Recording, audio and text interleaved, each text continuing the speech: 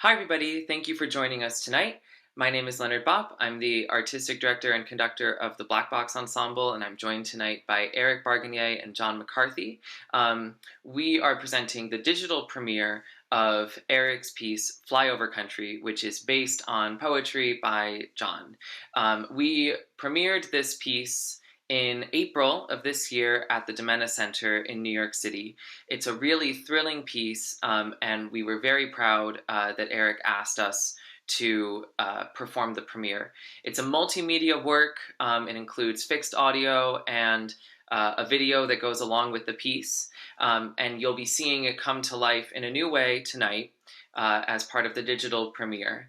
And we're so excited that we can share this with so many of you, some of whom may have seen the original premiere and are going to see it again, some of you maybe who couldn't make the New York date, and now will be able to experience this piece. So thank you all so much for joining us tonight. We wanted to begin, like we did at the premiere in April, with a conversation with Erich and John to discuss their inspirations and the ideas behind the piece. So I want to welcome Erich and John again. And John, I'd like to begin with you. I wanted to ask, could you tell us a bit about your influences as a poet, other writers who have inspired you, or experiences you've drawn on and that inspire your work?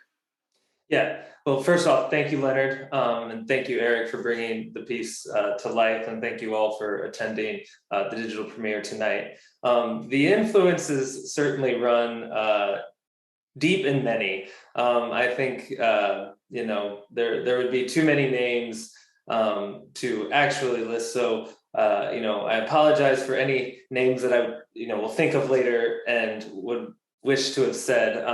I think that when I was writing Flyover Country and writing the book Scared Violent Like Horses, which is the book that Flyover Country is in and is actually the central middle poem in the collection. I was probably reading about a book a day. I probably spent a total of 3 years generating the content for the book, and then another year or so revising the poems that are contained in there. And I think direct influences on the book, I would have to say, some of the older school poets from earlier generations that I definitely want to pay homage to and definitely give credit to probably consist of Bridget Pagine Kelly, B.H. Fairchild, Larry Levis, and then and more contemporary poets may include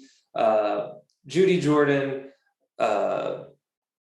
Austin Smith, Sandy Longhorn, Bob Hickok, Joy Priest, Joe Wilkins, Matthew Wimberly, and the list certainly does go on. But I think off the top of my head, those were all poets that I was reading a lot of and rereading a lot of while working on this collection in particular. And I think in terms of process, in terms of how the inspiration from those poets translates to my own process of writing the book, I just think just examining what kind of syntax choices, what kinds of emotional and vulnerable experiences are shared and how those are brought to life through musicality and texture on the page, and just making sure that you're kind of making those same decisions in the way that I'm crafting the piece as well. And I think in terms of style or school of poetics, it's definitely lends itself more to confessionalism, contemporary confessionalism. And so I think that's just kind of what attracts me to writing. So I think naturally that is how the piece will come out for me as well. But yeah, I think I might think of a couple more names later and wish I would have gave them a shout out. But thank you. That was a great question. Thank you. Yes, of course. No, that's always how it is, right? But that's a great list of influences, and really interesting to hear you talk about this kind of confessional writing.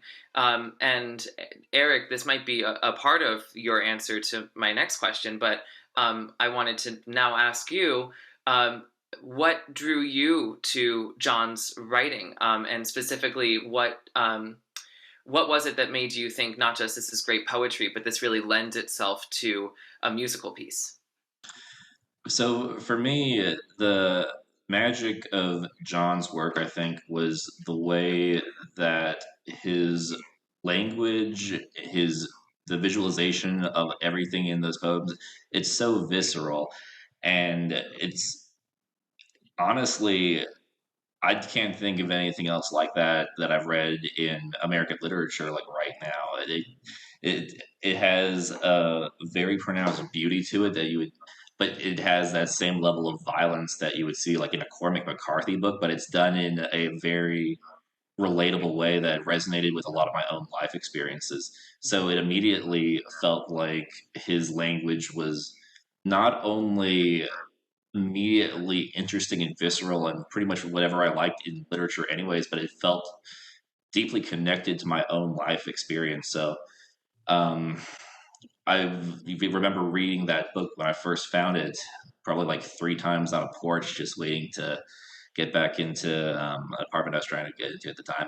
So yeah, no, it really struck a chord. And I don't think I haven't had that experience in a really long time. So the moment I started doing that, just engaging with it, Mm. yeah, I felt like I needed to go and at least meet John in some way, shape, or form and tell him how much I liked his work because it really did mean a lot to me. Mm. Mm. Cool, cool, excellent. Well, I mean, certainly an amazing collaboration now has come of it. So I'm glad that you found it and were so moved by it. Um, John, could you tell us and those of us who are joining tonight for the premiere, could you talk a bit about the themes that you explore in this work, and the ideas and issues that you're trying to grapple with in this work?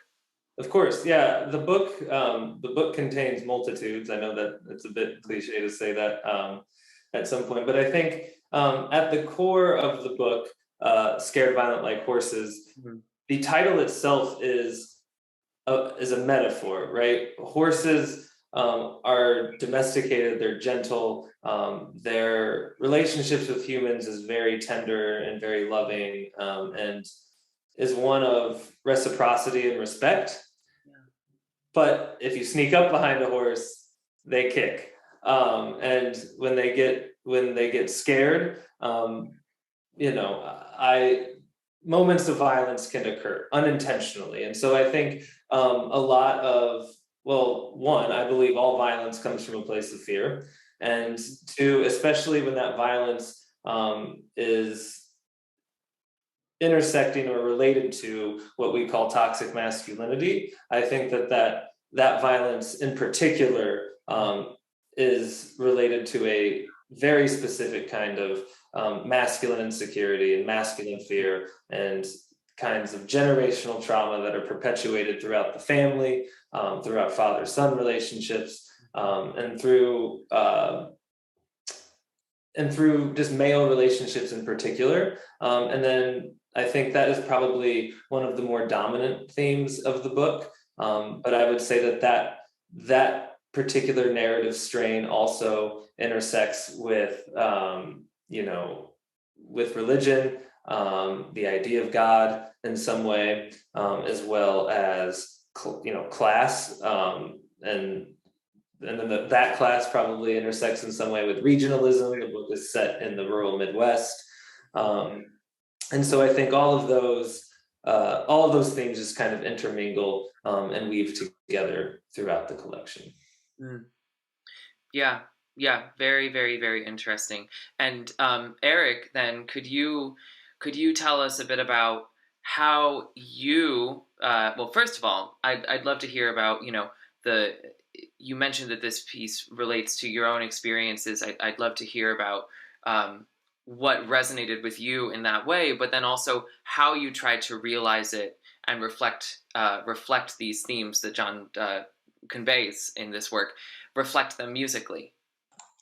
Yeah, so I think despite the fact that the poetry takes place in the rural Midwest, Mhm. it is immediately universal if you grew up in a more rural environment, despite the fact that a lot of the imagery does touch on some very particular uh, evocations of that part of the country. I do believe that on the whole, it's gonna be universal. Like if you grew up in any area outside of a major metropolitan area, I'd say. Um, so, and particularly, it was the issues of class, the relationship to family in the work that really attracted me. And again, it's something that was incredibly unique, where it just resonated with a lot of my own life experiences, and I felt like I could actually have I lived out some of the exact same things that he referenced, not just in Flyover Country, but just throughout the collection. Um, and that was one of the like the when we were trying to figure out between John and myself about what we wanted this project to be in the very very beginnings of 2019. I remember we were shooting emails back and forth about what would make sense in order to capture the spirit of the poetry, and we ended up deciding on the collection of Flyover Country. But there are so many, that entire collection is so rich, and it's so it goes Flyover Country is amazing, but the collection itself also extends much much farther. So I do highly encourage anybody who is interested in this to check it out, because it is a fantastic piece of work. So really the best answer for that is you just have to go and read it for yourself and get every single detail, because it's so lush in how the imagery is used, in not the way you probably think about the word lush, but it's definitely it's very unique, and it's very of if you grew up especially in like the pre Y2K era, I'd also think that it's something that speaks very much to that particular portion of, I guess, the millennial generation. Um, then in terms of the way that I shaped it musically, Yeah. that was another conversation I had with John when I first met him, was just about the music that he liked, the music that I liked, and what our touchstones were. So when it came time to go and shape this into a full formed composition, I wanted it to reference just some of the breadth of what we listen to, in addition to like maybe art music. So one of the things that we both talked about was there's a band, Modest Mouse, we both really enjoyed. So trying to get some influence from that. A lot of different kinds of rock music actually made its way into the piece, and I'm sure anyone who listens to this tonight is going to hear it, especially in those drums.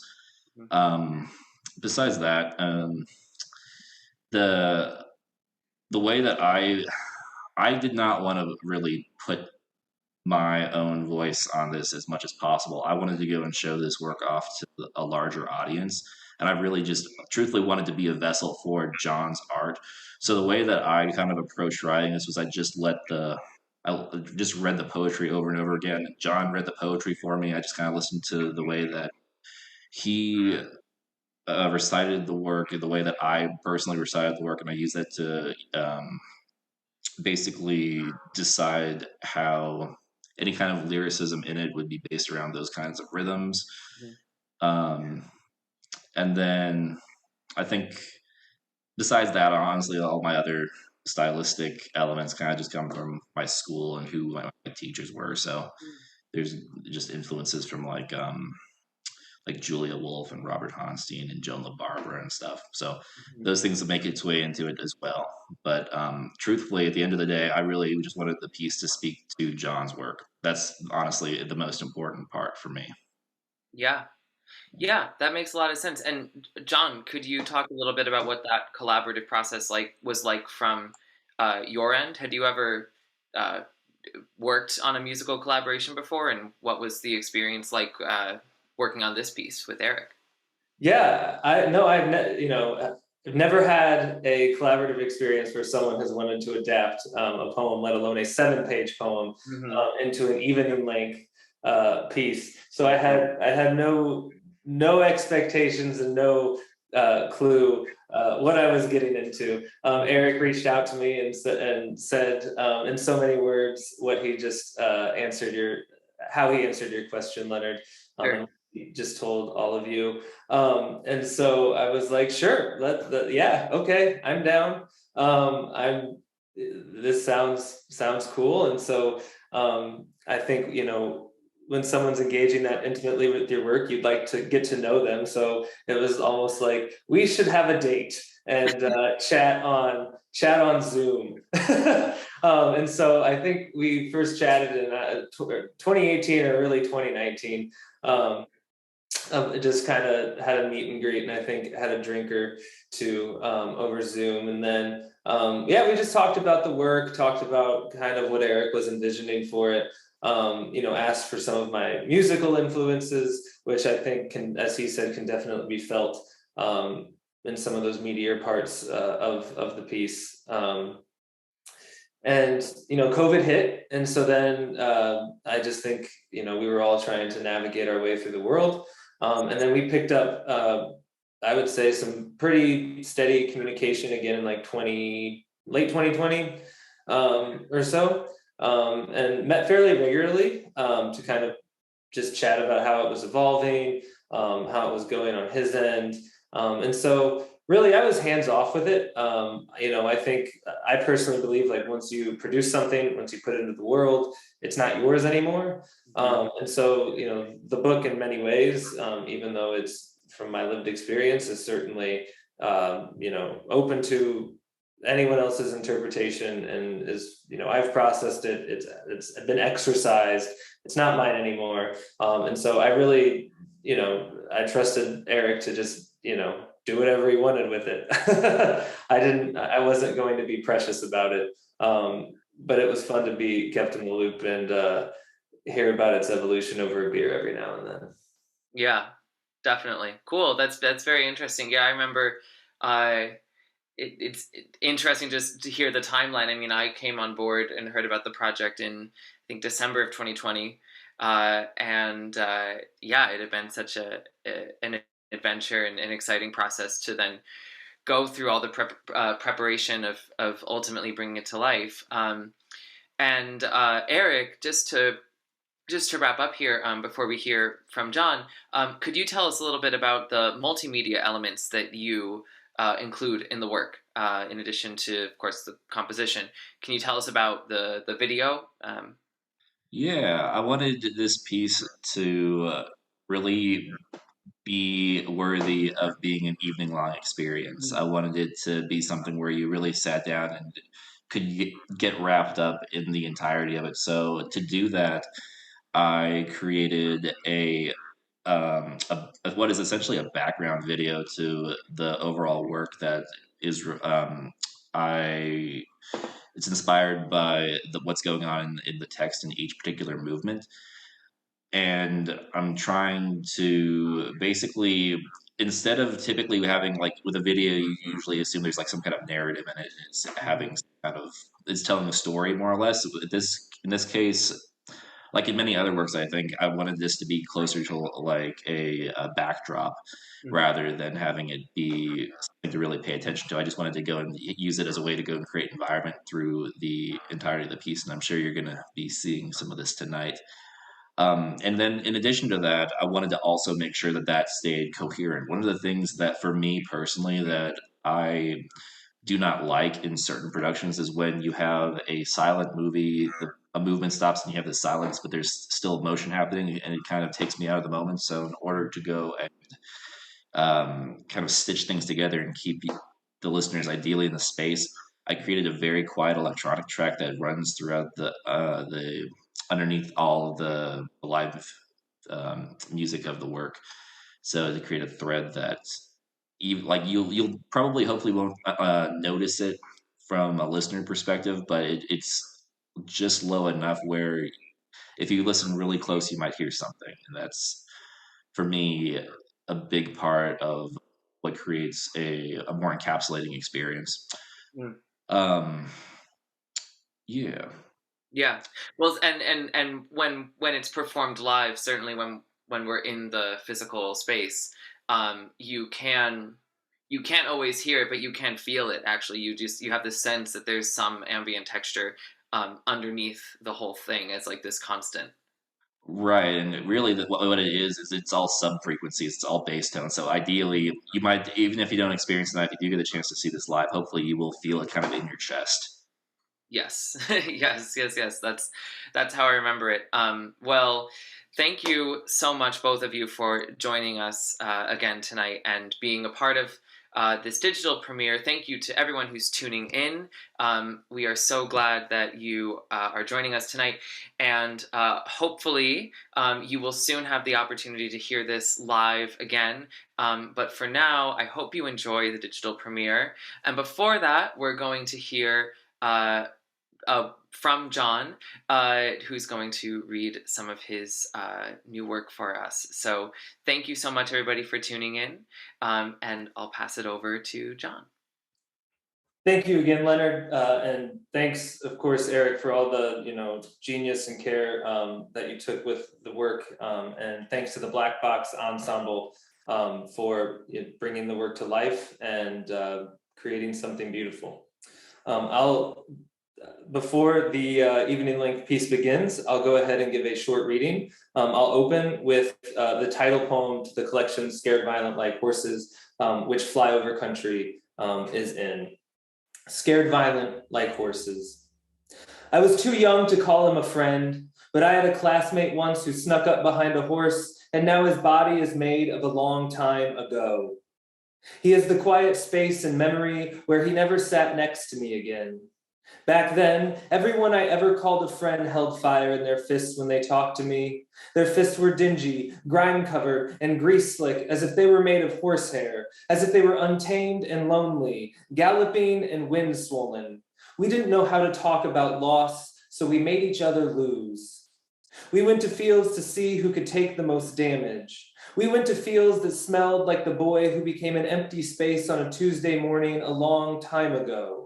Now, because I am scared of time and how it moves, I look down at my fists that didn't always want to, but have hit so many friends that the broken knuckles look like bruised magnolias. Listen to me, please. When I knock or bang on the table or door and beg for attention, please. I don't know how to ask for forgiveness. I don't know how to let anything go. I don't know how to say anything else about the boy who had a buzz cut and a flat head, the boy who was kicked in the face by a horse and died looking up at the sky. The boy's father must have found his son with a crushed face, and while running back to the house with his own son in his arms, must have said something raging and spiteful to God. This memory is my starting point when I think backward and apologize for all our fists coiled tight as key rings. How could we not break the mirror we look at in the morning? How could we not swing at the different versions of our faces staring back between the fissures? The hurt and mangled parts of us loved the blood-dried brown on our skew-balled knuckles. And we had nightmares of being reined in. We needed someone to help us change. We needed someone to force us into confronting the uselessness of violence. But no one came, and our fists swelled unbridled and restless, wild and afraid. Now, at most readings, I like banter, but since we have a digital divide currently, I will limit the banter and only offer a preface for this poem, which is to say that it is after the painting by Peter Bruegel, Landscape with the Fall of Icarus. And I do realize that W.H. Auden and a few other poets have also wrote an ekphrastic piece about this particular painting. And so while this poem is not in direct conversation with those other poems, it is certainly tangentially related, I suppose, in some way of poetic ancestry. It is called Even in a Faraway Place, the Workday is Long. Today is a small room full of people waking up and turning their heads toward the sun. The sky expands with a burning so bright, we will only get one chance at the end of our lives to know it. Alone on the hillside, the mule plow cleaves the land. Below, waves break like days that drag on. Small fishing boats sigh into the wharf, rocked by a steady ebb of ache, and I'm trying to escape this new day until it's gone. Then I'll want it back. In this life, my body is an impossible thing to please. All my friends have left this village, and I'm at an age where, from now on, language will always fail my desires. Here, the same work, day after day. My future is full of indistinguishable sunsets that erase my labor from history. The livestock know nothing of how I toil, and I know nothing of how they feel. It has been suggested that I try believing in God, but I think God is a longing that carries on after death. All I see is the lengthening of the horehound growing from the cliff's dry rocks. The ivy and myrtle glisten like sweat-heavy skin. So, what is holy? I've gone nowhere and know nothing of it. If I did know, would it be enough? I'm too delicate to have been given only this one body, too greedy to have been given only this one life. This next piece is just a shorter, newer piece from a new manuscript that I am currently working on. It is called Same Old Story. All the names spray painted at the base of the abandoned silo, they weren't ours. It was harvest season, and beneath the sky, the tenor of fall sounded like rocks thrown at its side, a dirge. There was a hitch in your step as we walked through the wheatgrass looking for a spot to be alone. The wind was picking up like it always does when telling this story, and it felt like having a flat tire on the side of a dirt road a long way from anywhere. In those moments, I know exactly what I want or what I don't want, one or the other. There's nothing to do around here, you said. I nodded, but I'm not really sure what I meant by nodding. We listened to a weather vane sway, or it was a wind-blown gate, opening and closing, slamming its lift latch. I didn't know you smoked, but you stubbed a cigarette out in the dirt and flicked it away. I was spinning a pine cone in my hands. You know how it goes. It felt familiar, then it changed. And this last piece I will read, well, I think the title speaks for itself. Pursue leisure, abolish work. I want to sleep when I'm dead too, but I also want to sleep now. And I also want you, darling. And I want to resist reaching into my pockets for symbols of my labored body to purchase things I can build myself. I don't want to buy convenience because I know how to make it by not doing anything. Oh, darling, let's mollycoddle each other until our names slip off of us like unwrapped ribbon. Let's hold our bodies against each other effortlessly and become as priceless as air. Oh, sweetheart, I don't want your greenback dollars. I don't want your watch and chain. I just want your love down in some secret holler where time is not its paper counterpart, where we can downshift away from commodity and productivity and posting these images of our bodies to be bartered by strangers. Oh, sweet angel, I'm wide awake among the rocks and trees and creatures of so many shapes and sizes. Please don't go and love another or try to measure what we'd be worth. Please, take me back and let's make every day a weekend. Let's make every day as joyous as the high note of a fiddle and a yodel. Let's make the sounds of two people skipping town in August. Oh, moonlight, please take me back like a porch light left on. Oh, sunshine, let me show you what the world can look like if we run away. A bright hill in the afternoon and no reason to go anywhere. Thank you.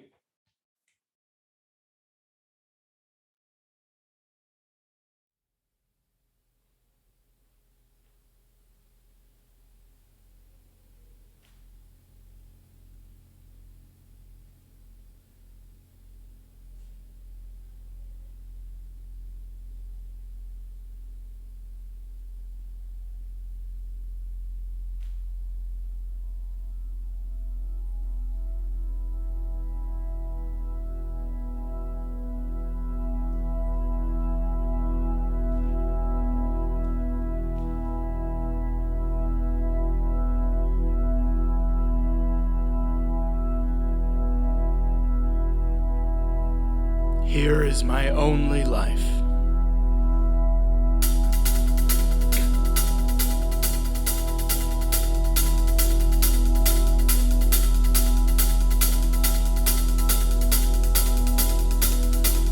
A hymn pushed into my tongue like weld screws.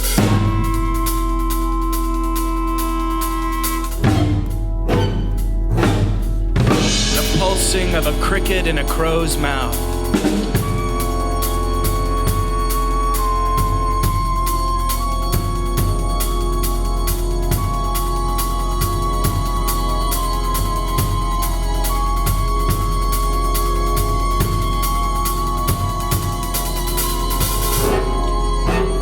For me, this flat land has held so much weight. I'll collect its fragments. The gospels of vacant parking lots.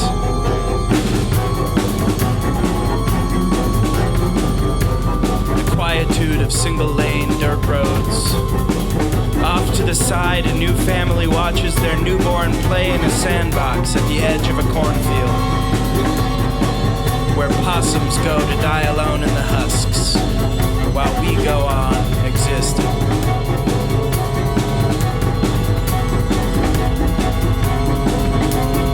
Dying alone is a privilege of privacy. And here, you can possess it without artifice.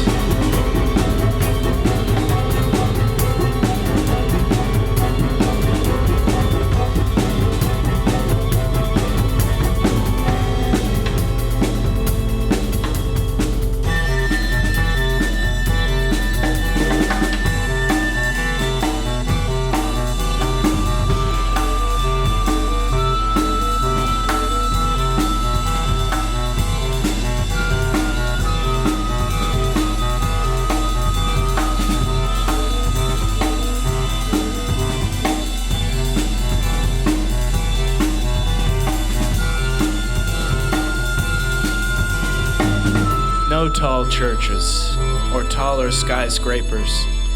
Here, you can exit like waking to the chilled spring where ice sloughs off the evergreens.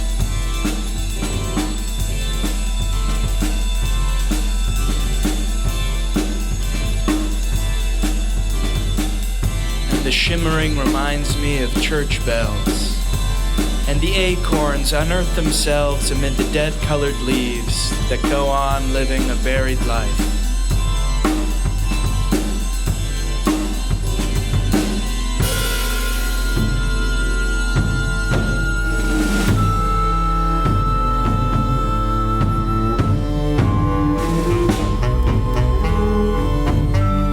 Keeping the garden bed warm.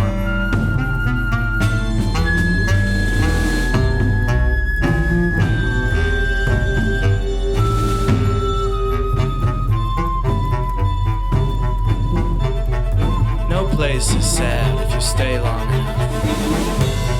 And if you stay long enough, come visit the last used bookstore that holds the yellowed almanacs and historical indexes on pallid steel shelves layered with dust. The loud dreams of farmers whose voices can still be heard, even seen.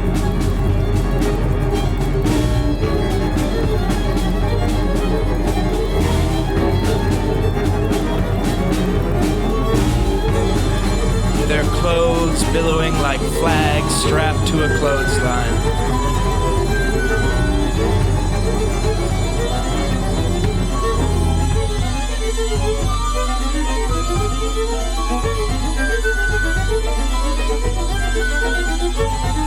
Taut and bouncing over a steep sea of buffalo grass.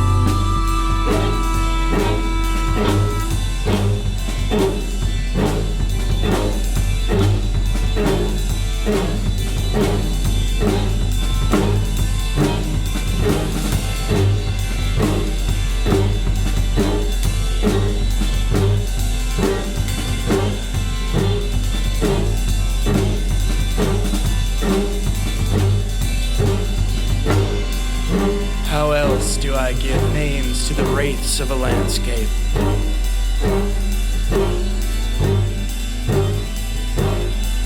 Here, harsh versions of man's machinery tread through every year.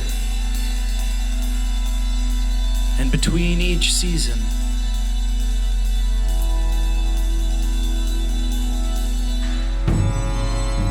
a space opens up. And the sun unlocks a door in the ground with its brightness. And if you imagine your ears to be a system of roots, let them burrow into soil.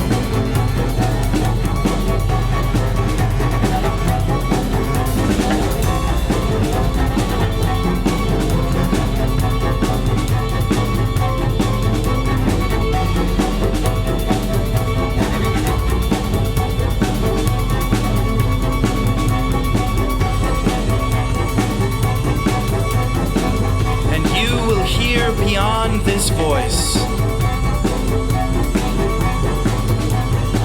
you will hear what solitude sounded like.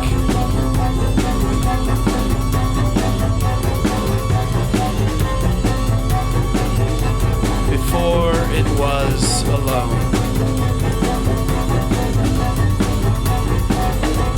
A speck of dirt.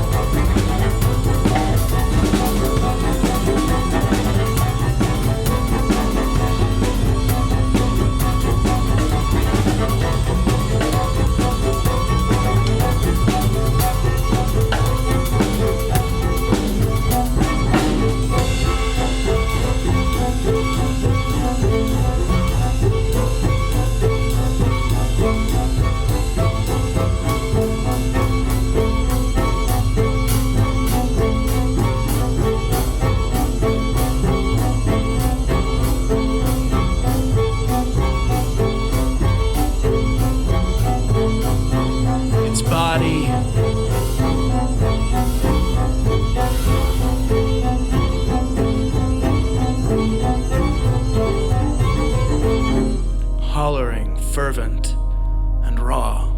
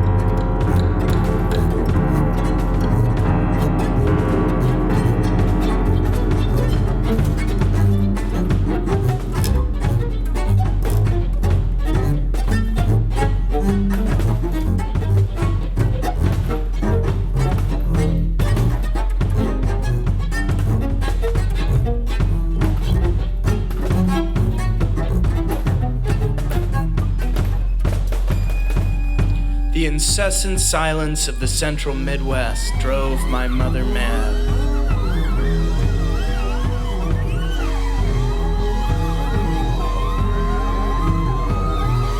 between the gaps of noise. The undulating wind passed like public trains between the rows of terraced houses in crowded cities.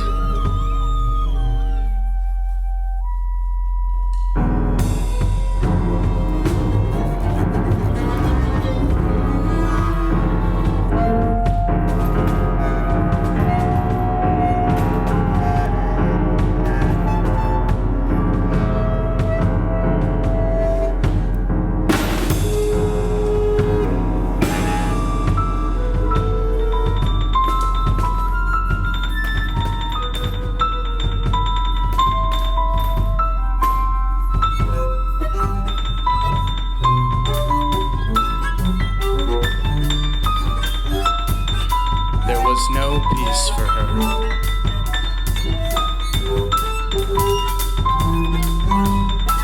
She has never seen this world from any different angle, having lived only at her parents' house and the house next door for 50 years.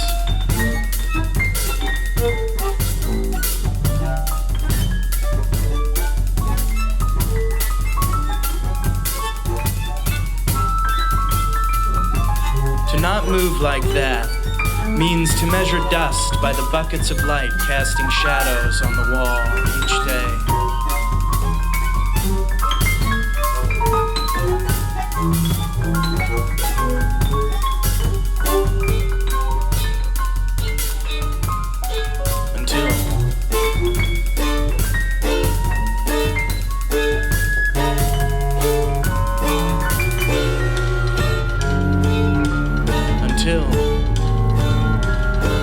Voice seizes the skull, and a landscape of zoysia invades the soft ground.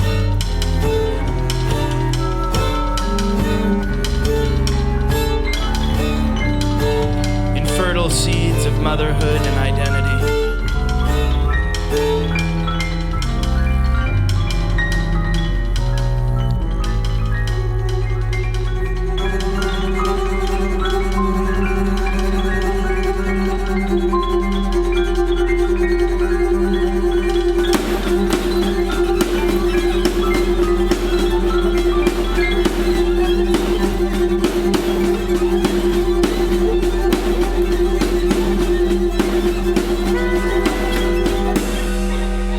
When a life grows this small,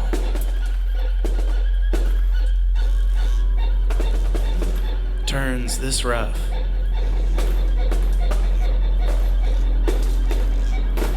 everything attacks it.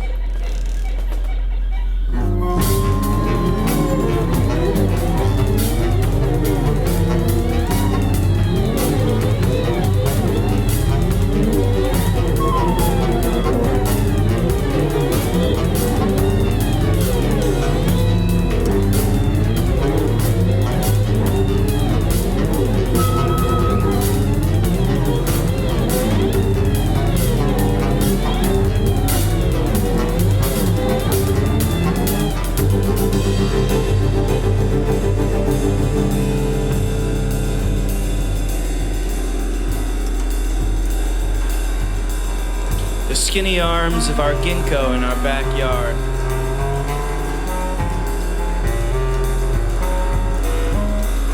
The deformed fingers of the sweet gum, dropping its daggers around the house like traps.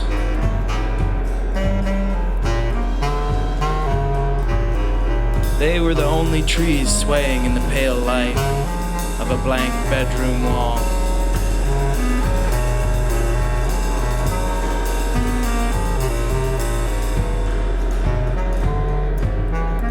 But it was like a wave threatened to drag her under.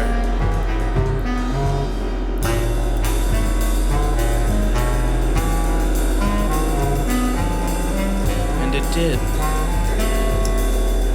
Eventually.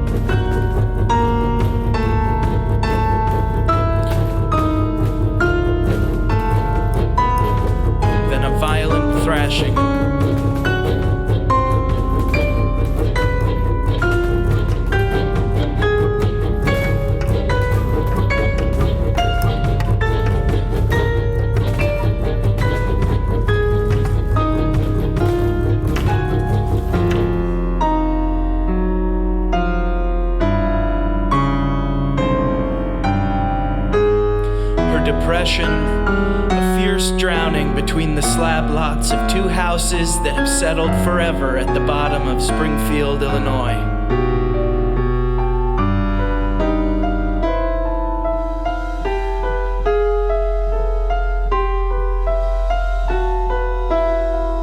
Sometimes, when her eyes stay open but she can't sleep,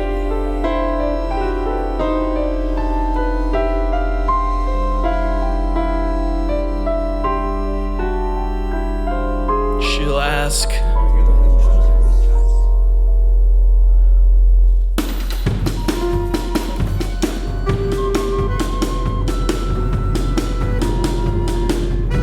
she hung them when she was 9 at her parents' house next door.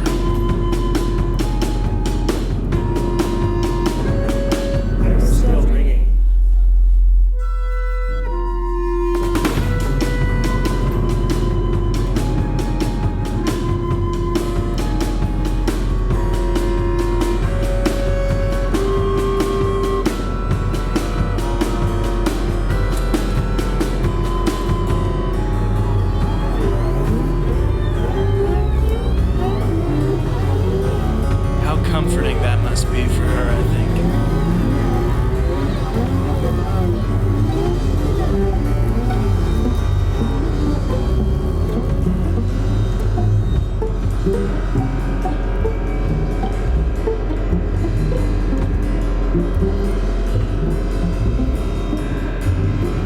Then how terrifying.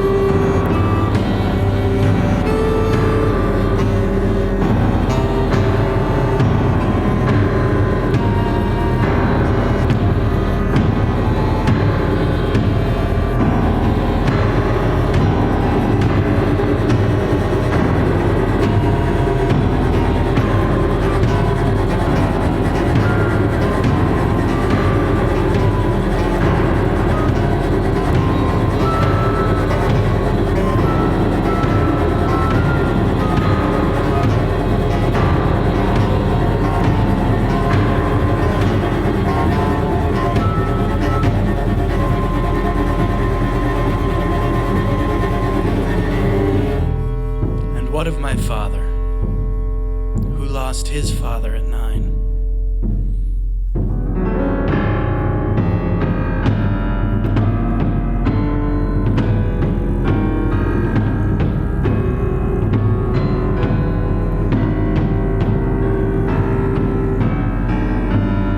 Every day after, he threw a baseball at a church wall across the street from the only apartment he ever knew.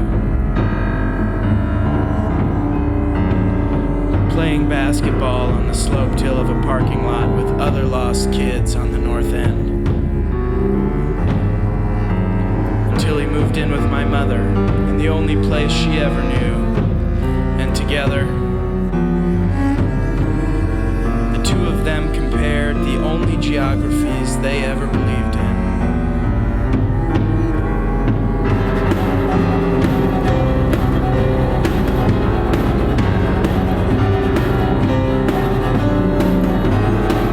Of this,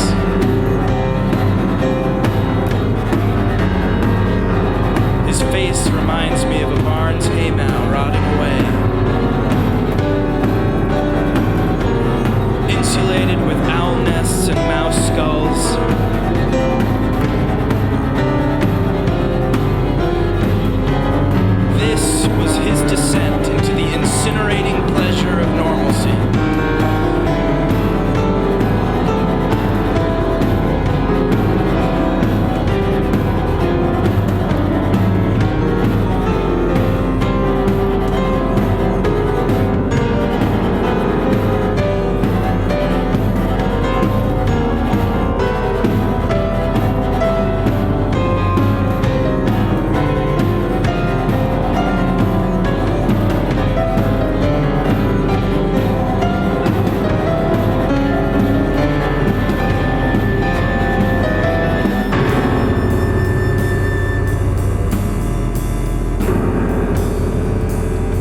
Work and bars.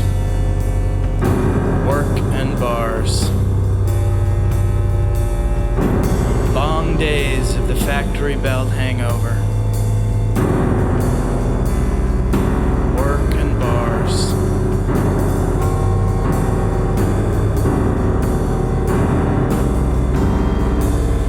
Work and bars.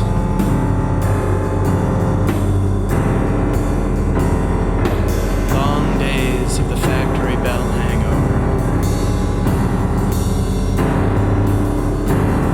How many days has he risen and questioned different versions of himself, pinned to the clothesline where the wind flattened, smoothed, and beat out the wrinkles?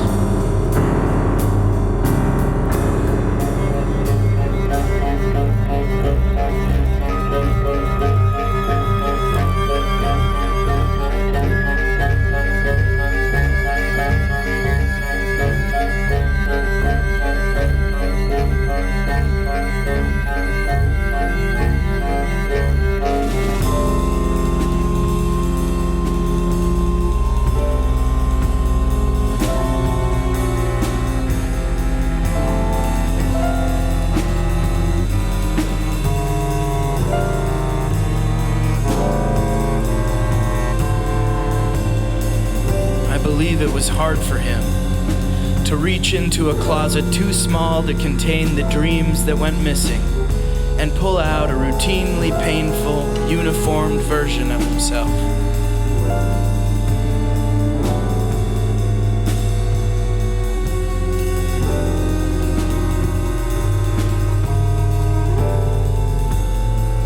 Like removing an arm from a bush.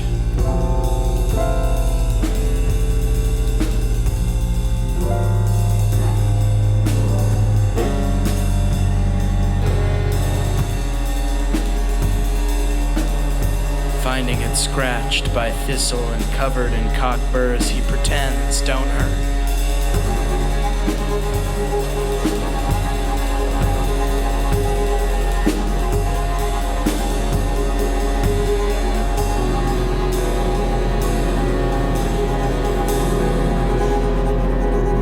When I look into the landscape behind his eyes,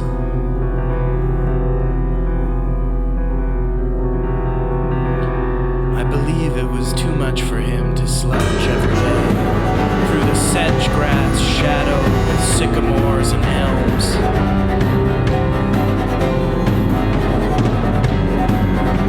Where littered white plastic bags floated through like ghosts, snagging on felled branches.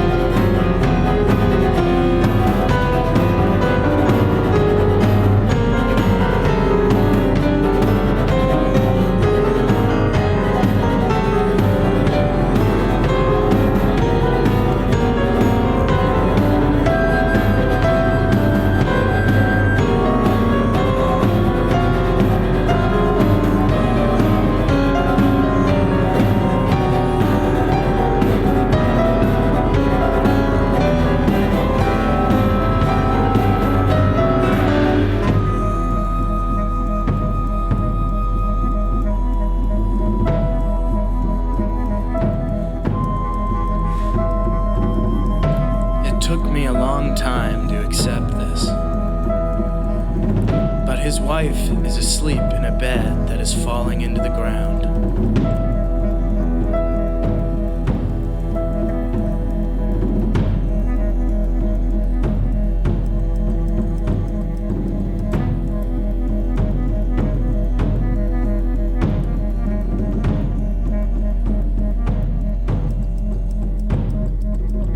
And I will never understand his fear.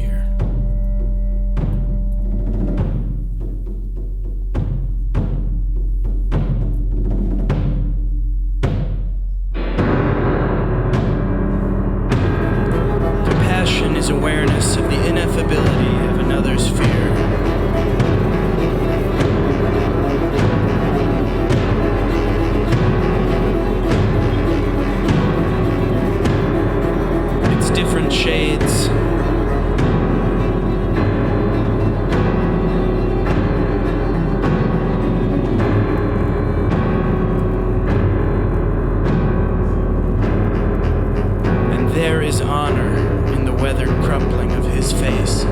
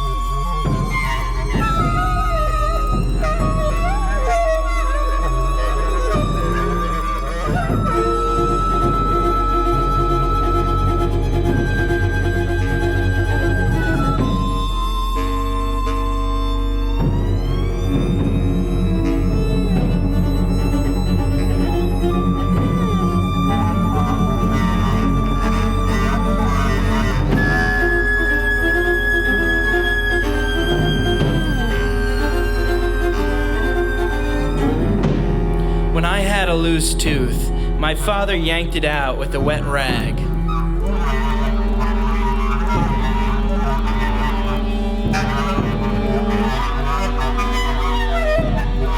Bloody at its root, he set the tooth on the counter and said,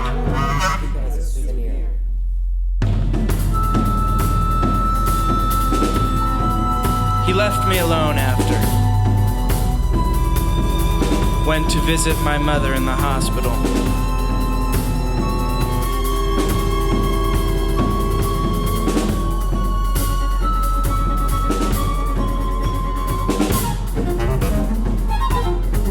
And I ran outside to plant my tooth among the rotting A&R train tracks behind our house.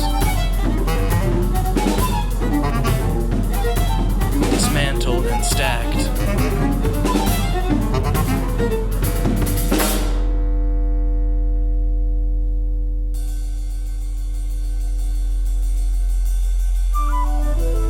White clover blossoms were growing all over the scrap.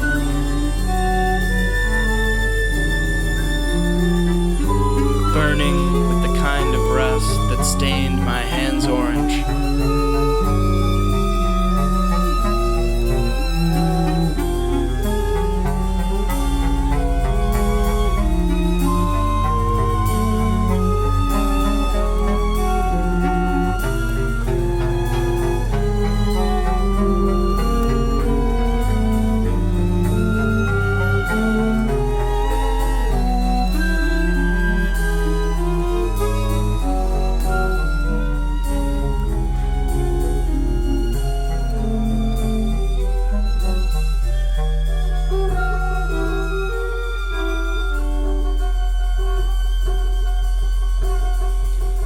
I believed if I planted my teeth, they would grow into white clover.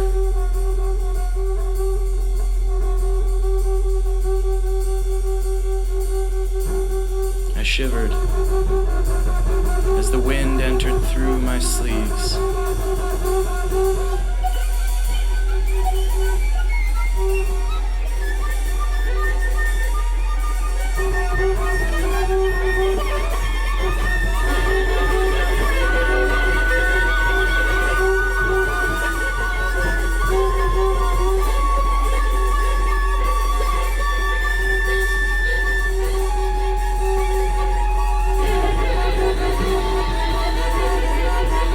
Barefoot, and dirt caked my heels. The taste of copper was drying in my gum's black socket as if I had just licked a battery.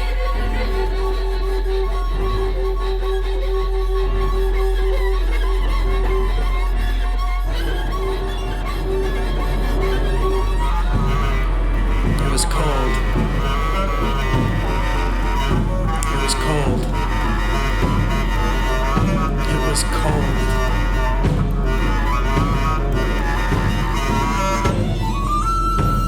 And the white clover blossoms chattered and flinched.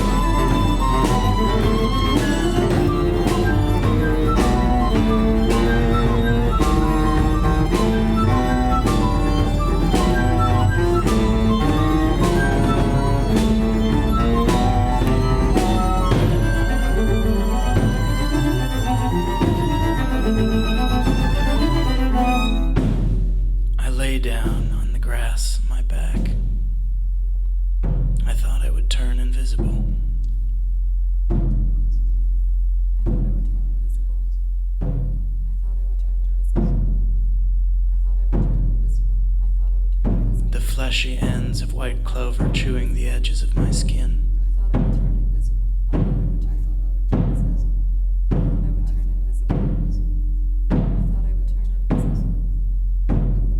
Swallowing me into dirt.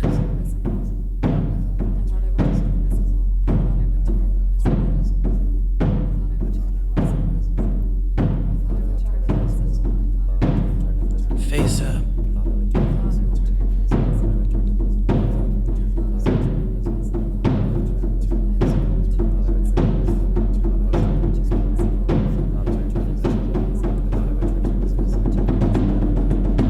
Sky tried to remember the ground below.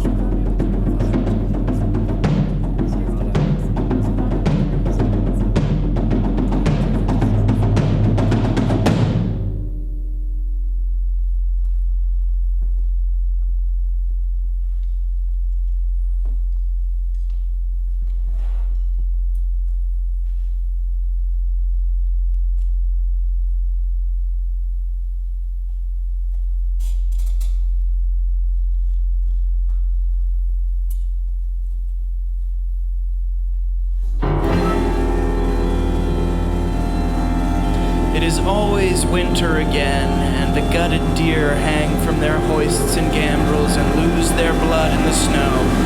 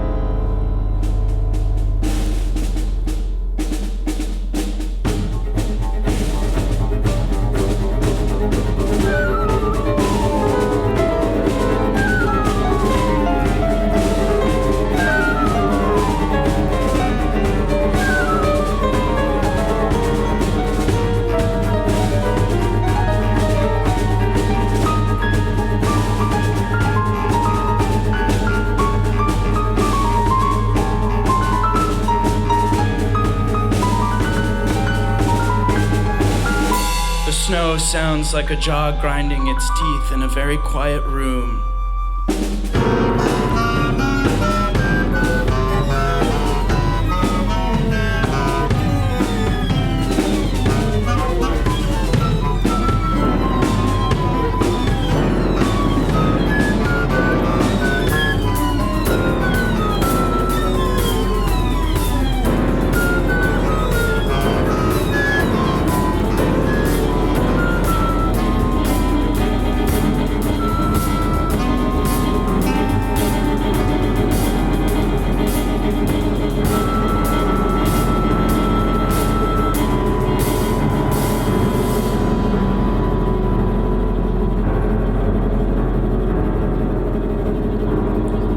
echo sounds like a jaw grinding its teeth in a very quiet room as I walk away with a knife in my hand to try to sever all that makes me my father and my mother and these states crooked and flat with nothing in them and no one important. Until I decide that's not true.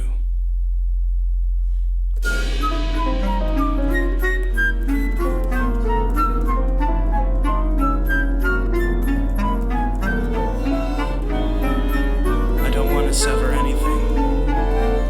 I don't want to sever anything. I don't want to sever anything. I don't want to sever anything.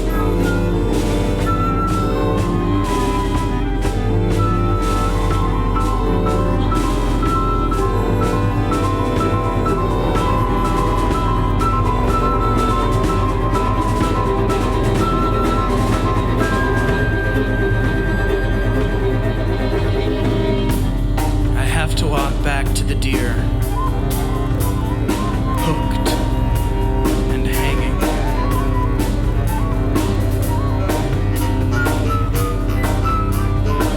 With its legs spread like a drunk man leaning out of a car window.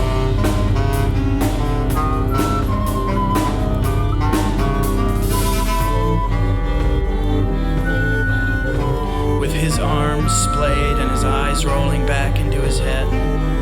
As he tries to see the sky one last time before the blackout.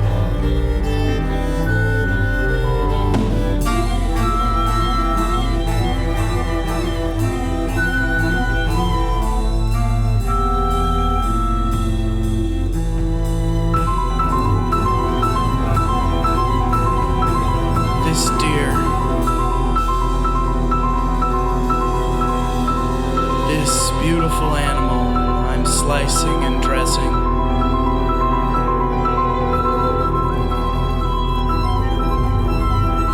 Its liver and intestines fill my hands.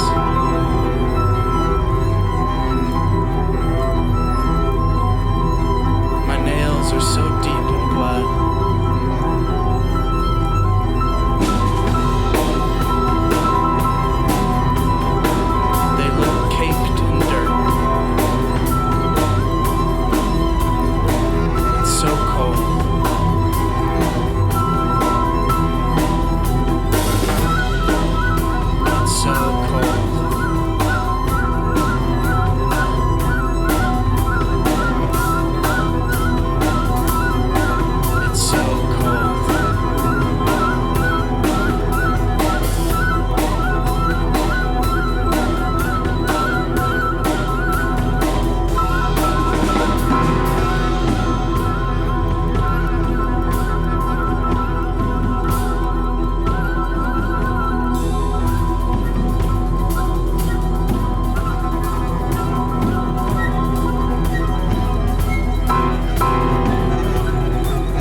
Skull tries to suck it all back up.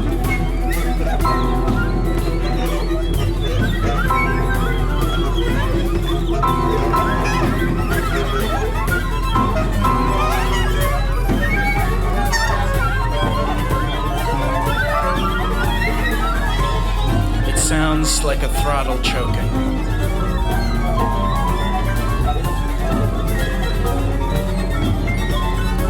Stab the skinning knife into the thigh.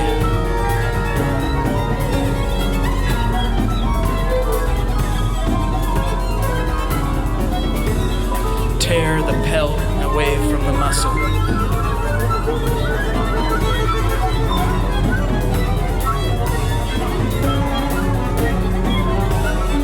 This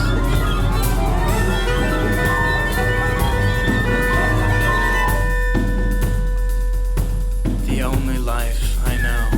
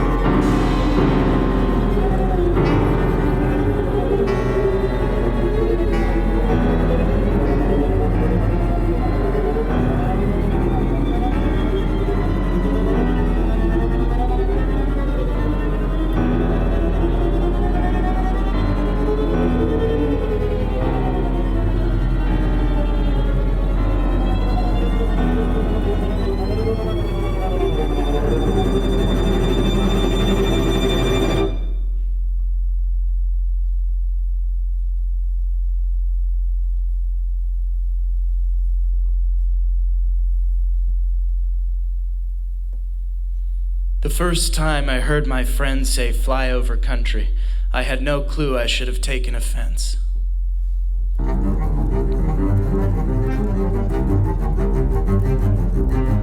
But I was young, and rising 5 days a week to work at a parking lot with relapsing alcoholics and sex offenders who tried to offer me advice in the form of cocaine knotted tightly in the cellophane of a cigarette box.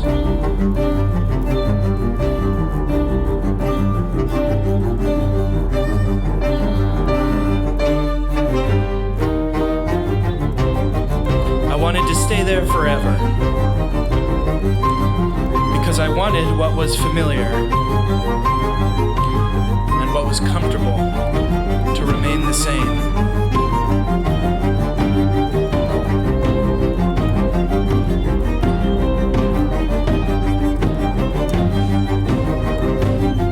I was dumb too.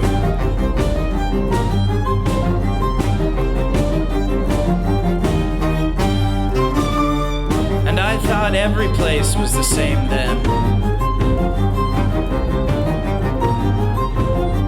Whether in Iowa or Indiana,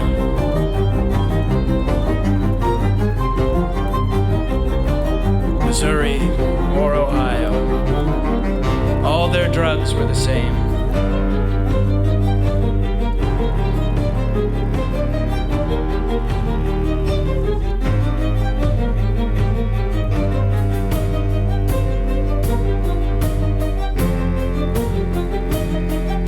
A vacant parking lot, and a shaking of hands. All their bread lines were the same too,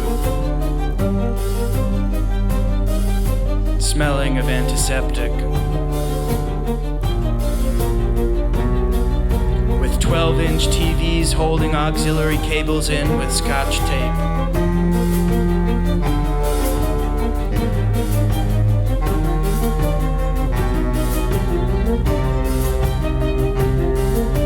Linoleum tile gone gray.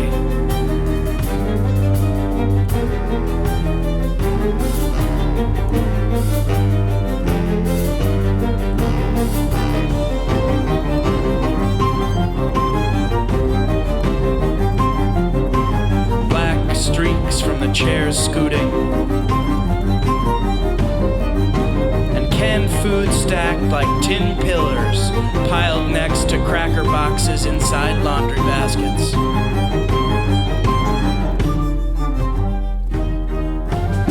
And it was at a bread line, somewhere outside of St. Louis.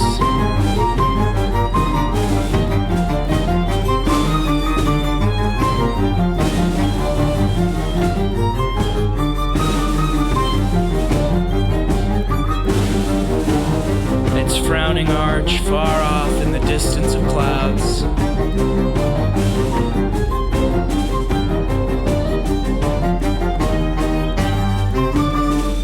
That I let a man sell me baking soda in a Ziploc bag because he needed the money for a life out of his control.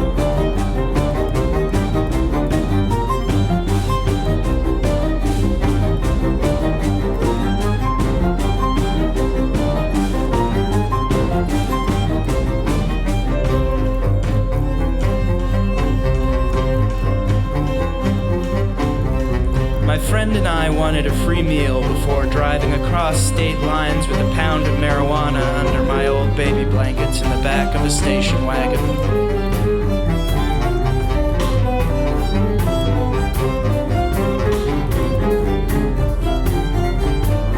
We got a good deal on the pot.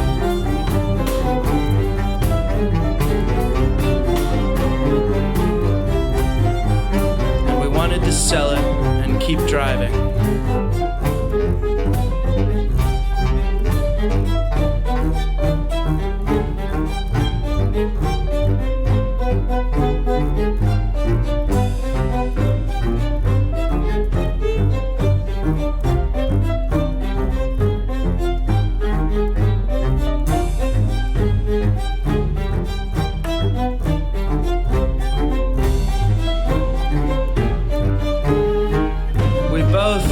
Like we had a little too much hope.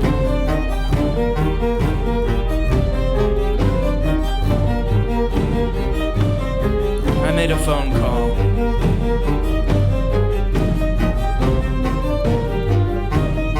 And quit my job.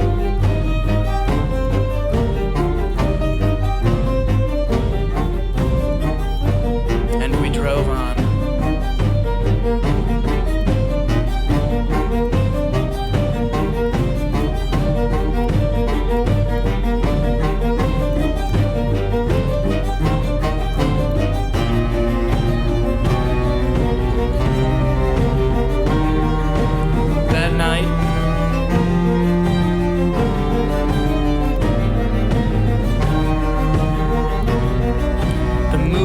As thin and yellow as a toenail clipping.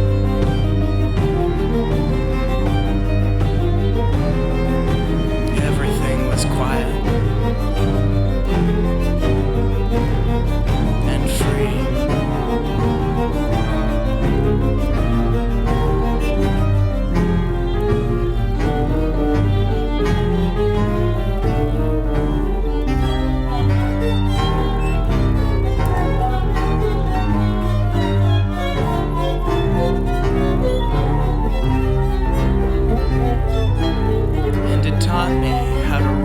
Silence out of any given place.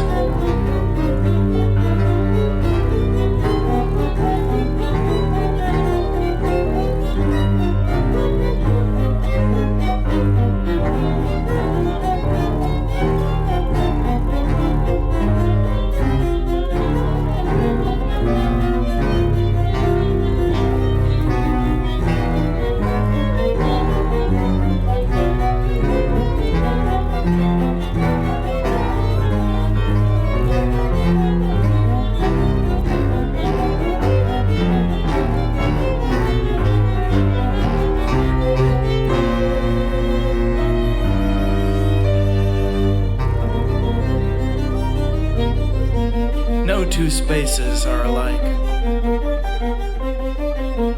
And it made sense to me when we pulled off at a rest stop.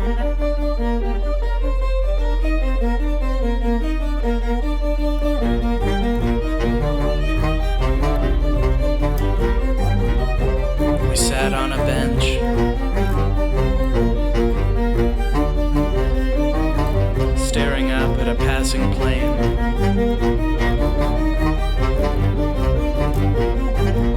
Lights on its wings flashed. The plane pulled the clouds over the moon.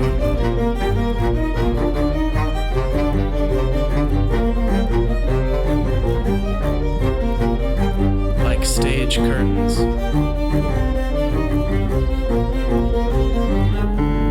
They're just looking down, right here, calling us Flyover Country.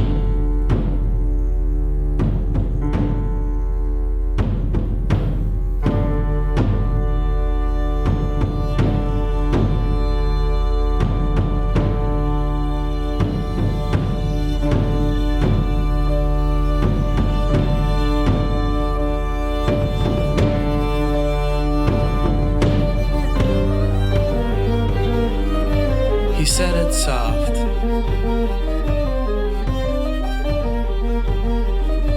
He seemed like a person who had just been profoundly affected.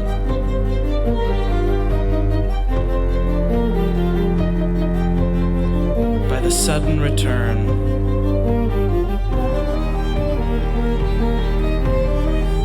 of an unfamiliar memory.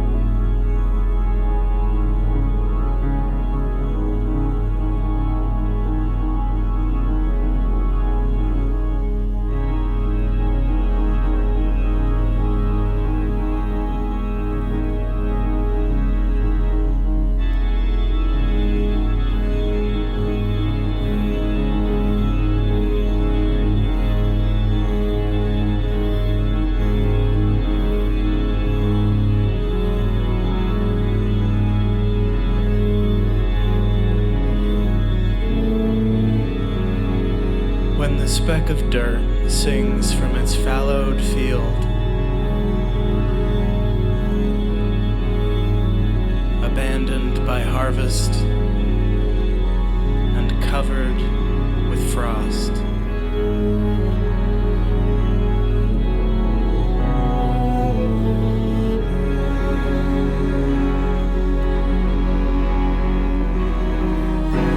A boredom emerges in that cold time.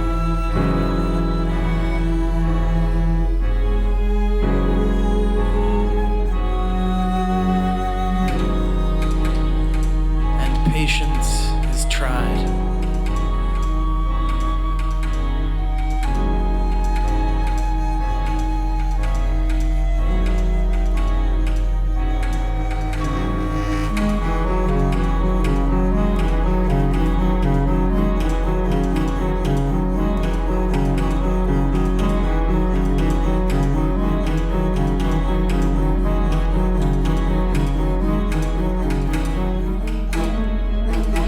It's like watching an icicle melt,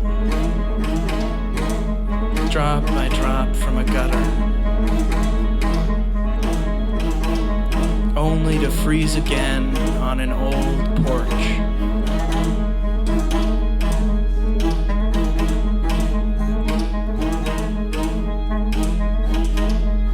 Black from the fall's unswept leaf rot.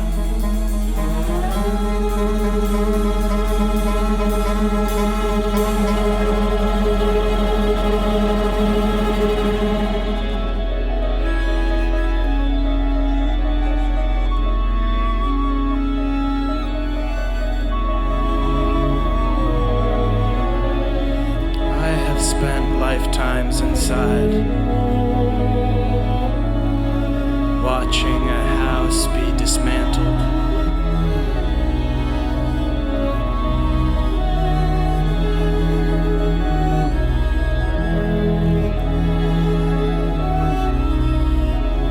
And rebuilt out of sunlight and freezing temperatures.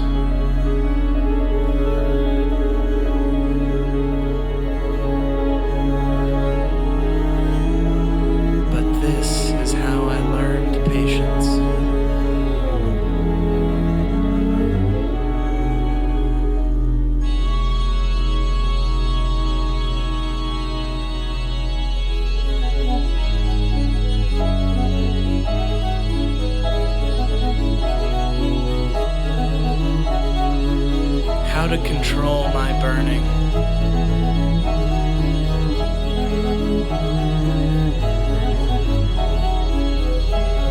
The way switchgrass looks like a scalp of hair on fire,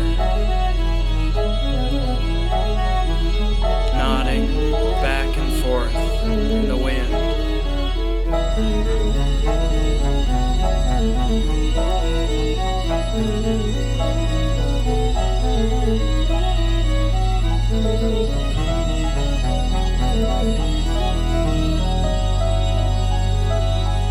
When the thaw begets spring, and a vastness unveils a roadside ditch,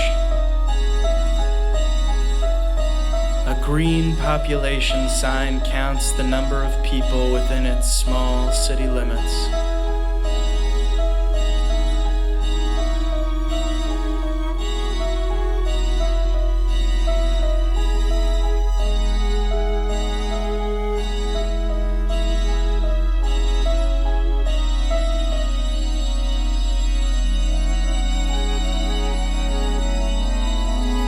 Farmers thresh the wheat, and windmills go on pushing the clouds away from the sky.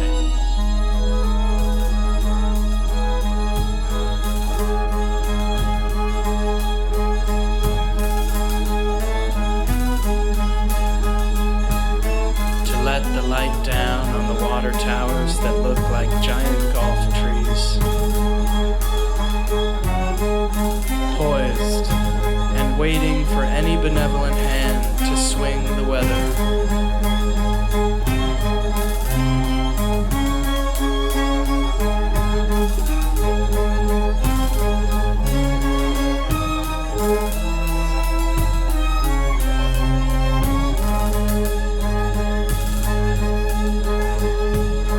Scything their tops across green waves.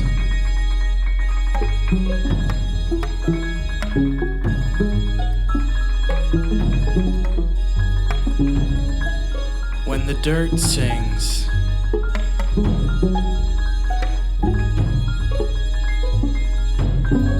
a field of birds scatter in an unrecognizable pattern.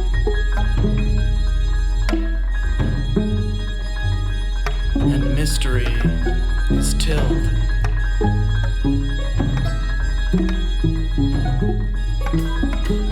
As the sky widens out from the ground and vanishes everywhere.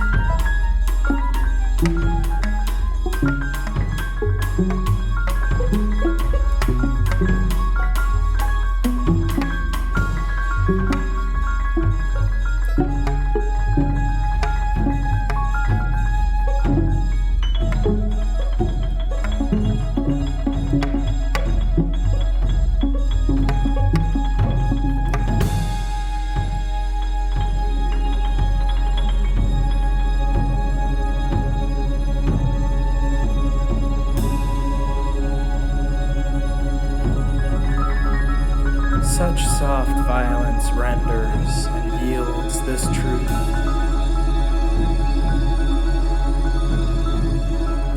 Each place is different in its silence.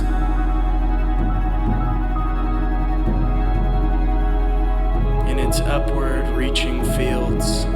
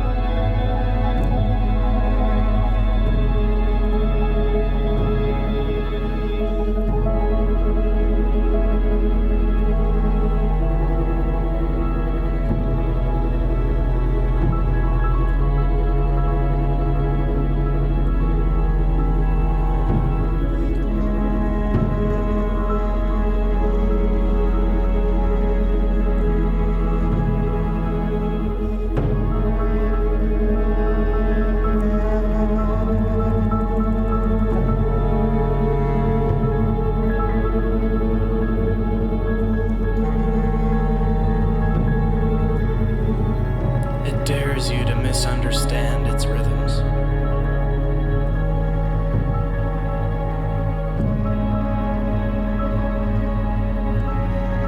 Its landmarked and landlocked song.